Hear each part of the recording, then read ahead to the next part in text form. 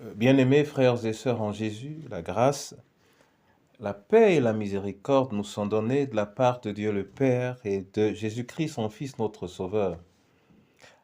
Amen.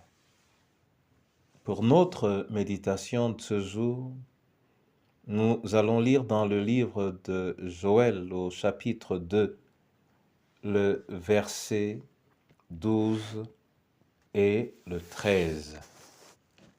Avant la lecture, nous allons chanter « Non, non, non, jamais ne passera. » Non, non, non, jamais ne passera.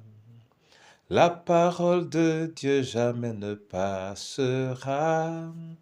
Non, non, non, jamais ne passera.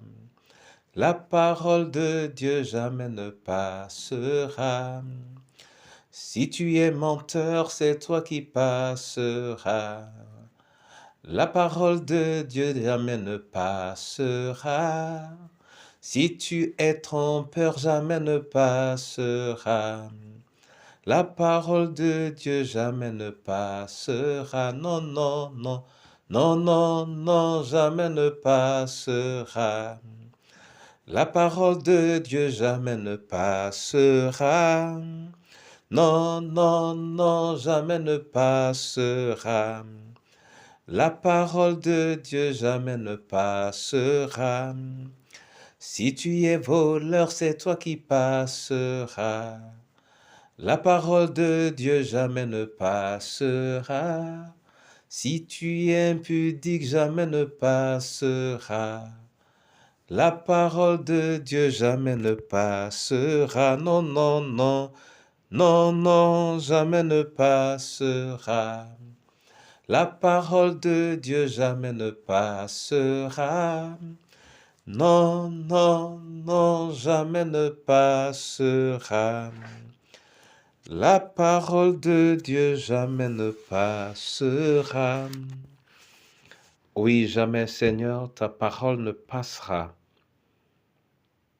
Permets qu'à sa lecture et qu'à sa méditation, nous puissions la cerner, la saisir, la digérer au nom de Jésus-Christ. Amen. Joël 2, 12 et 13, là il est écrit. Nous lisons dans la version Vie nouvelle. Maintenant encore, déclare l'Éternel, revenez à moi de tout votre cœur avec des jeûnes, avec des pleurs et des lamentations. Déchirez votre cœur et non vos habits, et revenez à l'Éternel votre Dieu, car il fait grâce, il est rempli de compassion, lent à la colère et riche en bonté, et il regrette le mal qu'il envoie. Amen. Bien-aimés frères et sœurs en Jésus, voici une parole qui marque effectivement le caractère éternel de la parole de l'Éternel. Elle ne passe pas. Et cette parole nous dit, revenez à moi de tout votre cœur. Car nous avons malheureusement tendance à nous éloigner du Seigneur selon les situations. Et il nous dit de revenir avec des jeûnes, avec des pleurs et des lamentations, c'est-à-dire d'un cœur contrit, d'un cœur qui saigne, d'un cœur qui souffre de s'être éloigné, à peu près comme cet enfant prodige a pu revenir à son père en peine dans son cœur pour ce qu'il a fait. Et si nous revenons à l'Éternel de manière aussi sincère, alors notre gain sera immense. C'est pourquoi il nous recommande de ne pas le faire pour les apparences. Non, c'est de notre cœur qu'il a besoin. Accordons-lui cela pour notre propre salut. Accordons-lui cela pour son amour et sa bonté. Au nom de Jésus-Christ. Amen. Éternel Dieu, cette parole nous demande tout simplement de revenir à toi. De revenir à toi